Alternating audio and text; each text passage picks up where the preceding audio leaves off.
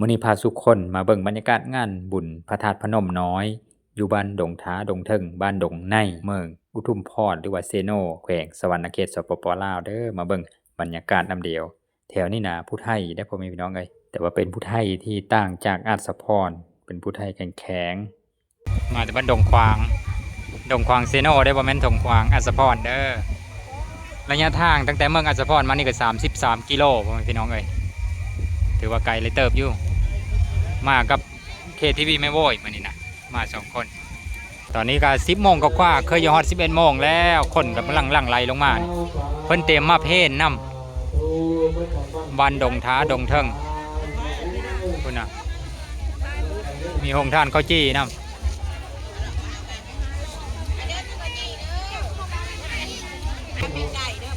เพิ่นมาแต่ตัวเมืองบ่ได้เนี่ยบ้านไซอุดมเซโนบ่ได้เนี่ยเพิ่นเอาข้าวสารเนี่ยข้าวเปอะก็มีพอนิ่งเพิ่นเอาขวัญเข้าบ่นี่นะขวัญเข้าโอ้ขวัญเข้าเด้ขวัญเข้าพอนิ่งละซื้อช่อง YouTube ในใดเอาไม่ออกขมาเด้อขมาพากันมาต่อยอดนะพอนิ่งปลาไหลภาษาไทยเด้อวงซ่าวงซ่าเพิ่นละเป็นคนแถวนี้ดงท้าดงเทิงบ้านปลาเป็นบ้านคนดงท้านี่โดยกำเนิดเลยเฮาทุกคนมีส่วนได้ไม่ออกแต่ผู้ใดมาในงานนี้มาต่อมีส่วนเป็นคอมเมนต์เฉพาะก้นไม่ก้นไม่ว่าก็ได้กรุงเทพบ้านดงผาได้ทรงเบิ่งนี่ได้มันก็รวมเบิดทุกคนน่ะน้องข้างษานี่เอาไม่ออกเนี่ยไม่ออกจันทร์วงทองโกธาอันนี้เพิ่นมาเพลนอันนี้นะชาวบ้านดงท้าสาวผู้ไทยวัดดงท้าเว้าผู้ไทยเป็นอยู่บ่ยังเว้าอยู่บ่ผู้ไทยกะผู้ไทยแบบต่างแถวอาสะพรผู้ไทยมีคือเดียวสำเนียงมีคือเดียวผู้น่ะแนวอยู่ในกินเพิ่นเอามาลงเพลนมาลงเพลนมาดงท้ามีพี่เลยแน่มีเก่งไว้แต่มันพักการให้เด้อนี่เด้อพักการให้อ้าวแม่นบ่พักการให้พักโหย้อนแถวบ้านก็เอิ้นพักดอกย้อนพักโหย้อนคันอยู่เมืองบ่มีได้อยู่เมืองอยู่เมืองมีได้เพิ่นเอาได้มีแถวบ้านนอกได้มีแบบนี้ได้พักในใดมีแต่แนวแซ่บๆทั้งหมดตัวซะตัวแกงวายใส่กระดูกหมูลงเพลนยาคู่กลายองค์ตำนอมือบุญยาคู่หลายนะทั้งในผู้กลายเล่นเดียวอยู่พาเข้านะมาเด้อมากินข้าวเท้งน้ำเดียวเด้อพอนิ่งเพิ่นแน่นะครับไอ้บุตรดาแน่โอเคทีวีแม่โว้ยฮะแน่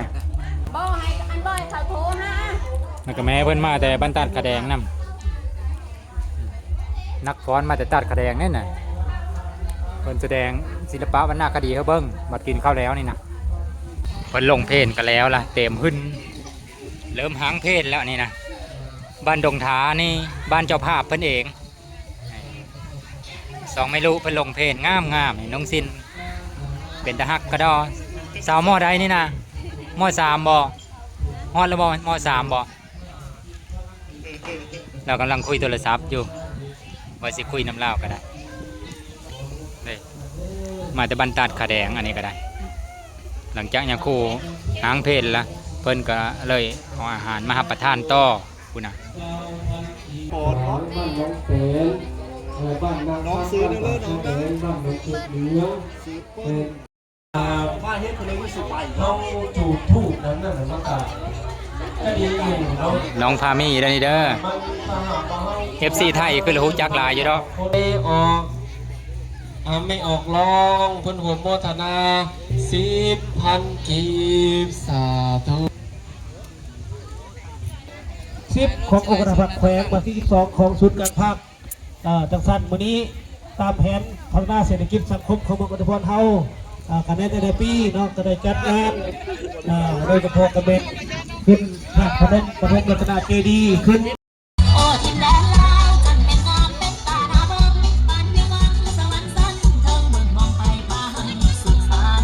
ของขวัญให้ทั้งคณะศิลปะโรงเรียนประถมขอถือเป็นเกียรติเชิญทหารแถวคำพมวงศ์กรรมการพรรคแขวงเลขาคณะบริหารเอาผมขอบใจชมเชยที่ว่ากันนำเฮาฝั่งท้ายหูพวกพวกน้องเห็นมีทุกคนงามแต่ว่าเจ้า ห้องหัวหน้าแผนกประธานการท่องเที่ยวพร้อมคณะมาห่วงเนาะในงานบุญธาตุพนมปฐมรัตนเจต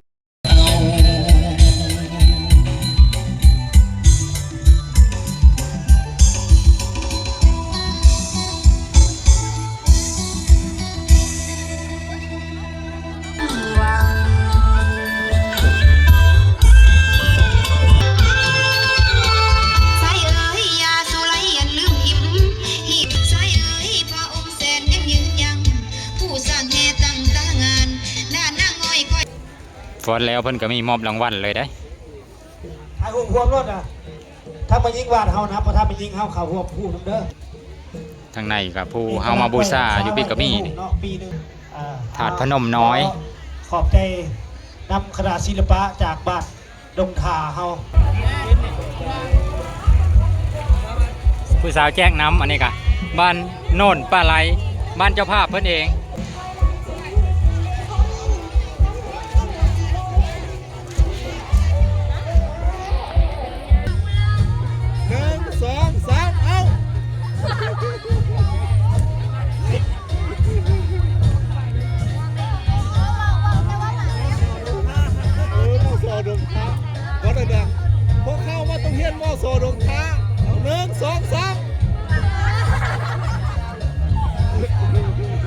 คือมาทำมาหากิน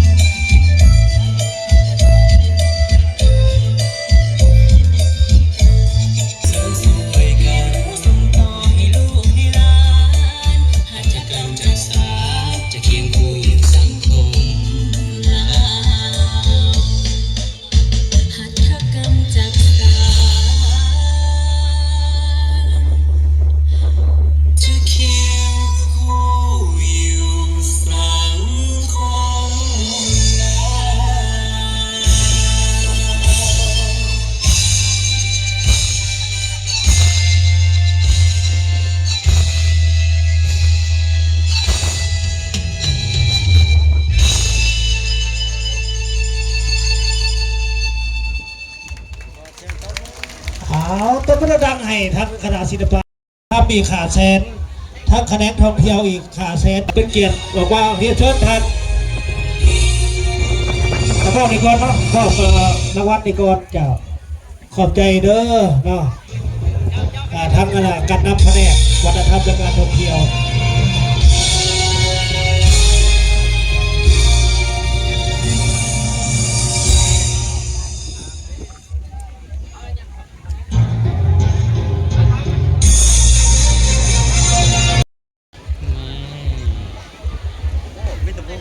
พอดีบรรดาเนาะพวกเขากำลังสั่งขบวนการ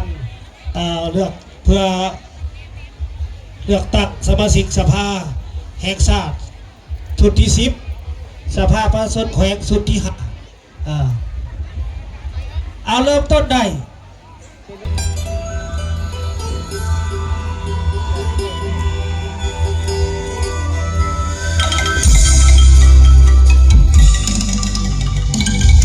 ทีมงานทั้งหน้าตั้งลงไปเร็วมาทั้งหลังก็เห็นตั้งลงไงตั้งลงเพื่อนจะเห็นเด้อ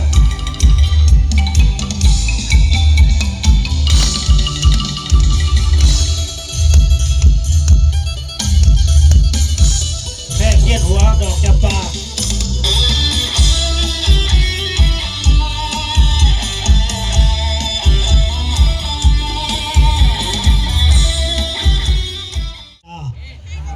ครูอาจารย์ก็สอนดีสอนเก่งแต่ละปีเพิ่นก็มอบเป็นสิเนาะเฮียนเชิญมอบเลยเคยเป็นศิษย์เก่า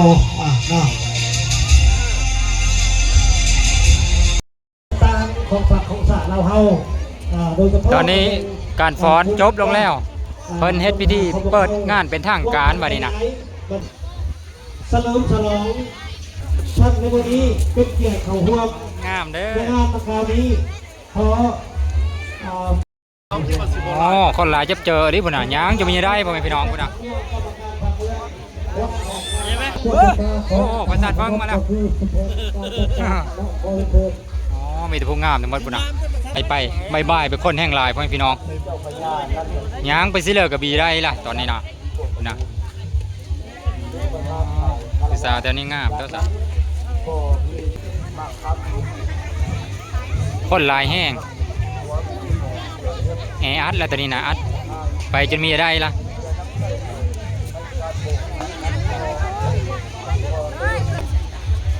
ตอนนี้เขากำลังไปแห่พระสัตว์เพิ่งผู้ชายผู้สาวเต็มแห่พระสัตว์เพิ่ง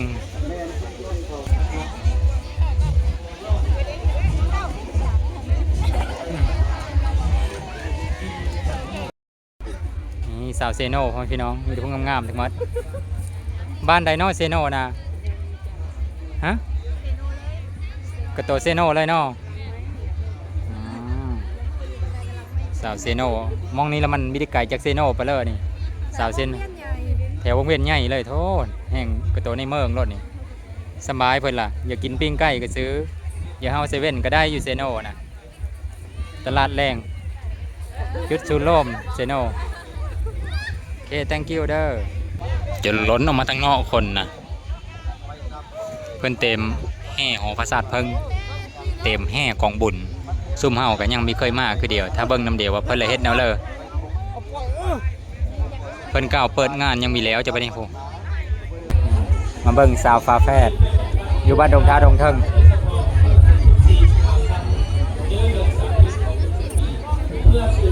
การจะตั้งข้อขัดทุกบางส่วน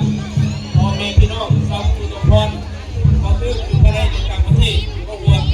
นั่งนมัสการคุณน่ะเพิ่นนั่งรออย่าแห่ต้นอย่าแห่กองบุญแน่นะเต็มอยู่พุ่นน่ะตอนนี้น้ำได้ขายดีพุ่นน่ะมันฮ้อนอากาศมันฮ้อนทรงบ่าย2ครับบ่าย3เนี่ยอากาศฮ้อนน่ะสาวเสิร์ฟกับเสิร์ฟน้ำจะมียาท่านพุ่นน่ะน้องๆมาเล่นคิว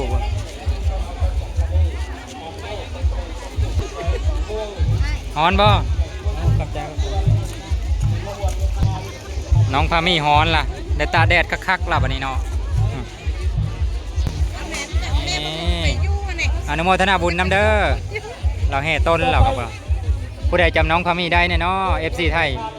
คือสิรู้จักหลายคนอยู่เนาะตอนนี้เพิ่นเริ่มพิธีแล้วนี่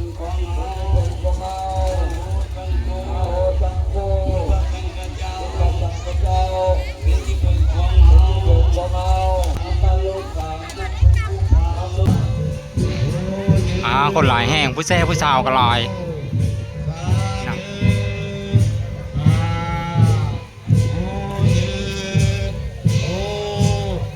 ผู้ใดอยากเบิ่งคลิปผู้สาวงามๆกะเข้าไปเบิ่งอยู่เพจผู้ไทยฟังลาวเด้อ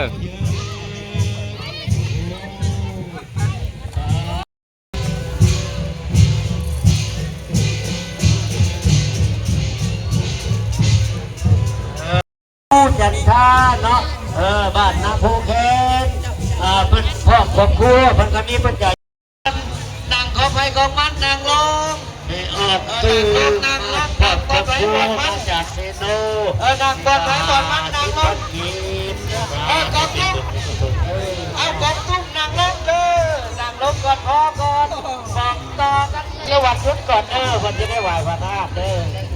อะไรก็มีไม่ออกกวนพวกครอบครัวบ้านนาพูเนาะมันก็มาต่อยอดพัดกีจ้า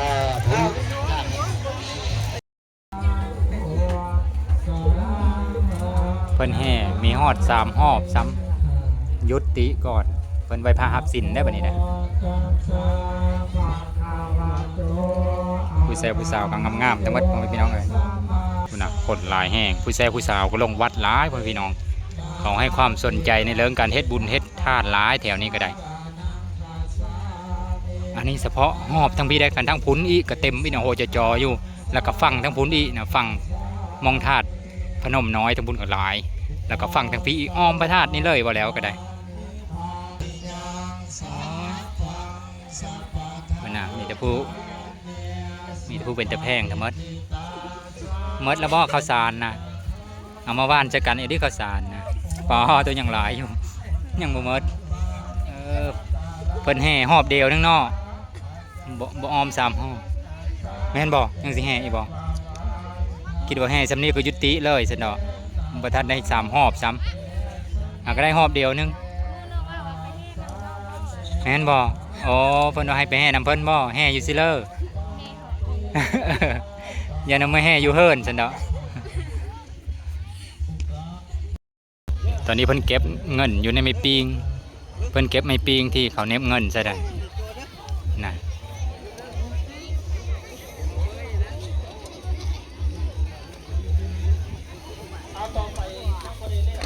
หันเนี่ยยังบ่แล้วถวายต้นอีเพิ่นว่า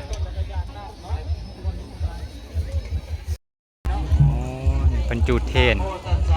หอบพระเจดีย์นี่นะหอบถาดพนมน้อยนี่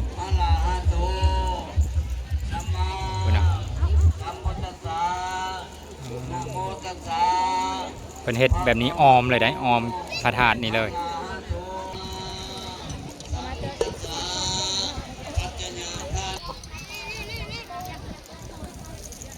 เพิ่นก็สิมาจูดเทนแซ่ๆบัดนี้ล่ะนี่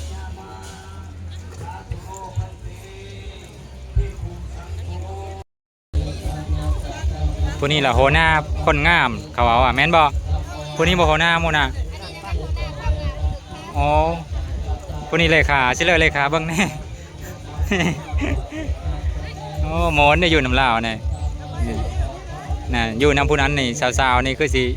มีความสุขแต่ละคนน่ะดงในบ่ผู้นั้นน่ะผู้บ่าวพดงในผู้สาวพดงท้า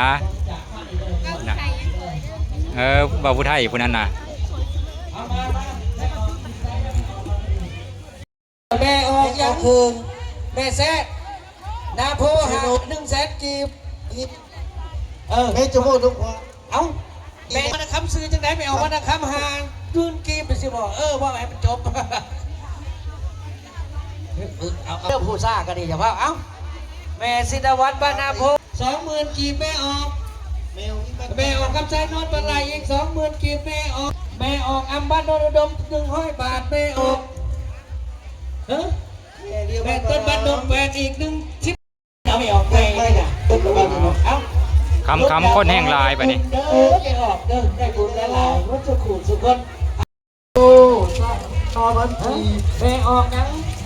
คลิปนี้ก็ขอยุติไว้เพลงสำนีก้อนเมื่อแรงเพิ่นก็มีการคบงันมนต์ซืนโฮแซลตามประเพณีคอยเน้นท่ายบรรยากาศให้พ่อแม่พี่น้องรับชมเอาเป็นว่าคลิปหน้าพอเดียวไม่ขอขอบอกขอบใจหมดทุกคนที่ติดตามรับชมตั้งแต่ต้นจนจบก็ได้